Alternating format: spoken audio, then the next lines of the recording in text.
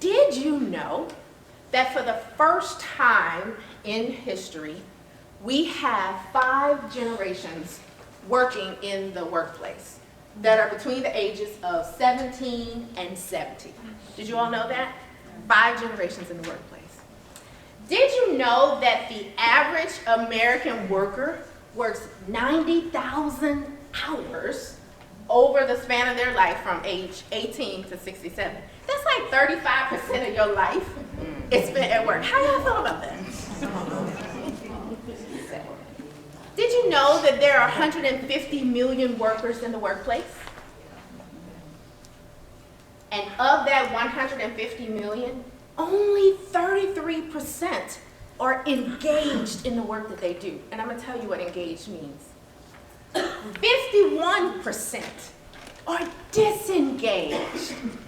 That's over half of American workers are disengaged in the work that they do.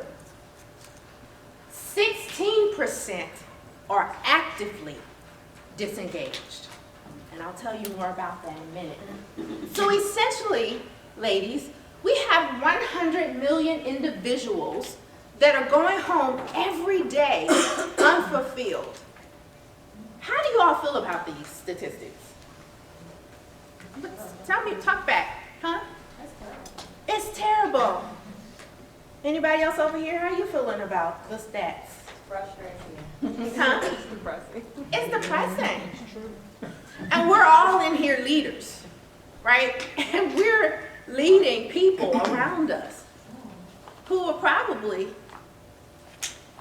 not engaged. So here's the composition of the workforce and the 5 distinct generations that we currently have in the workforce. So 2% are traditionalists. So these are the people who were born 1945 and earlier. Yes, they're still holding on. They're in the workplace. They're in the workplace for varying reasons, still have some vibrancy of life, maybe still paying college, you just never know. Then we have some baby boomers. 25% of the workforce are our baby boomers. So they're from 1946 to 1964, and they carry a wealth of knowledge and experience. Then we have the Gen Xers, 33% of the workforce, and they're from 1965 to 1980. I'm a Gen Xer, that middle child. And then the millennials represent 35% of the workforce. So they represent the largest population. And they are from 1981 to 1996.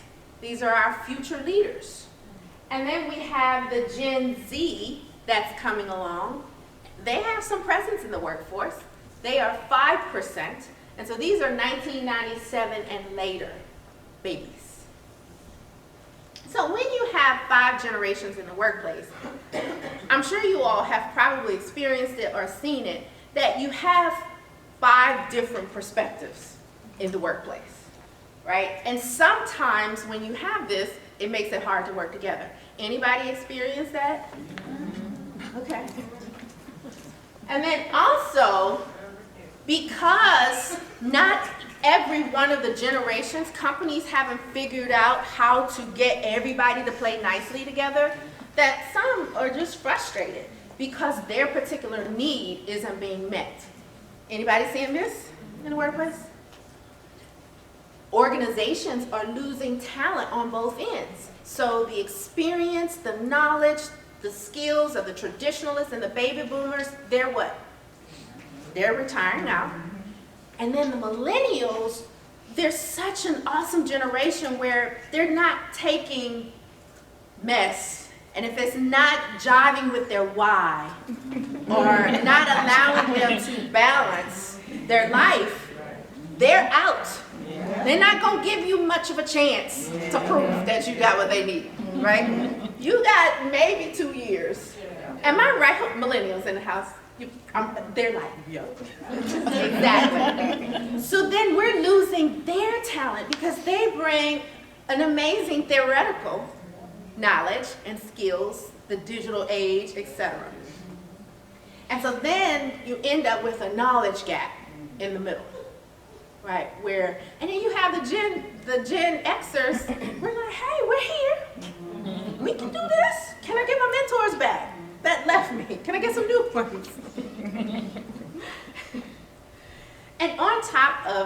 we also have an engagement issue. So I was giving you some statistics around engagement. So the breakdown is that 31% are engaged from a millennials population.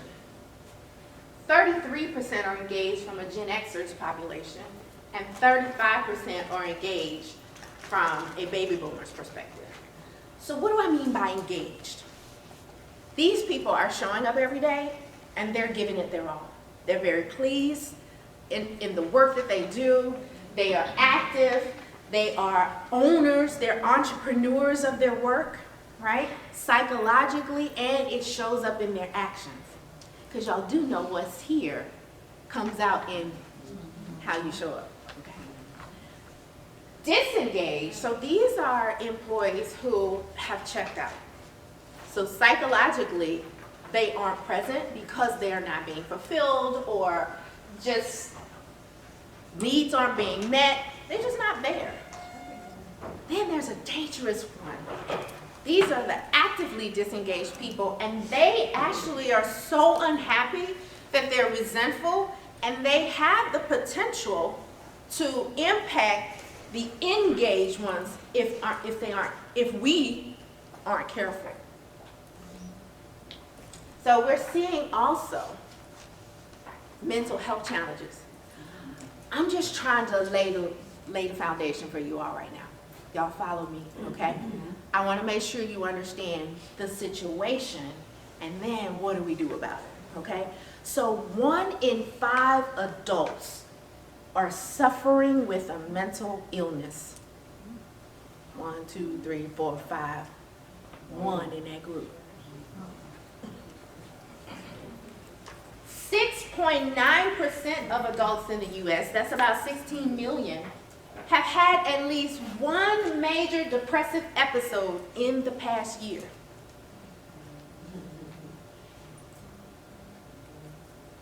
Only 41% of the adults in the U.S. with a mental health condition actually received mental health services in the past year.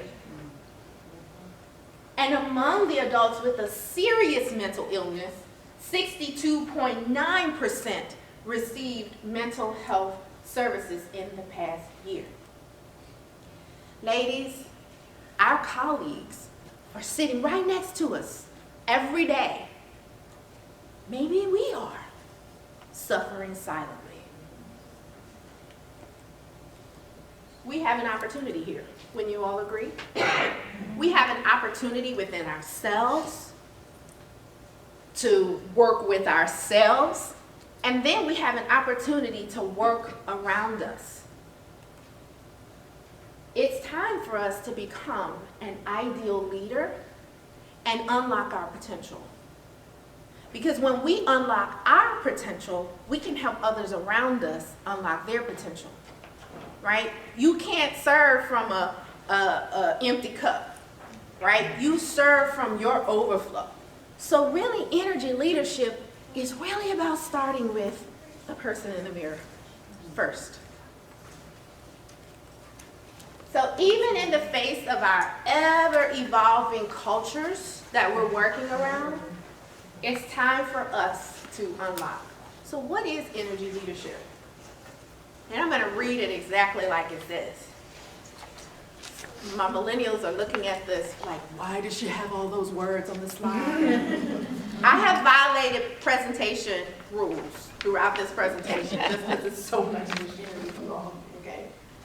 Energy leadership is the process that develops a personally effective style of leadership that positively influences and changes not only yourself, but also those whom you work with and interact with, as well as your organization as a whole.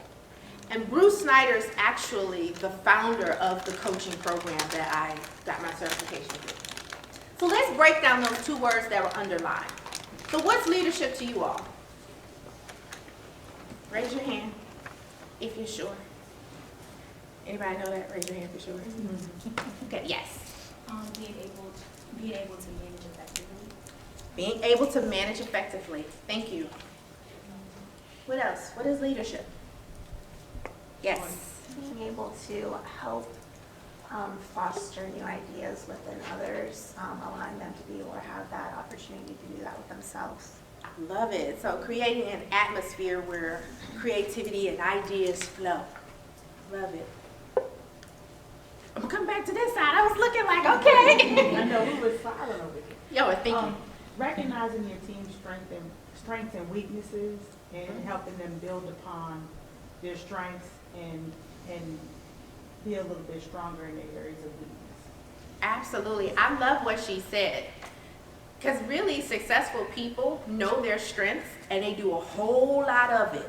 And so as a leader, we recognize the strengths in individuals and we help them do it more. Because really when you're doing a whole lot of your strengths, you're able to contribute and make impact more than ever. And then know what your weaknesses are. Choose one or two to work on and delegate out the rest. You're not good at it, delegate it out. That's my thing. What else do we have? What's leadership? Yes, Kimberly. Having a vision. Yeah. Having a vision. Having a vision. Having a vision. And being able to impart that vision into the team so that others come along with you and help bring it to fruition. So leadership, simply interaction where influence occurs. Influence can be positive or negative, right? Focus consciously or unintentionally. And the impact can be minimal or it can be maximal. Leadership is not necessarily a formally defined role. So you don't have to be called the leader to be a leader. It's not confined to an office. It's not limited to specific positions. Self-leadership is where you can motivate yourself to do what you desire. And that's what this is about. First, being able to lead yourself.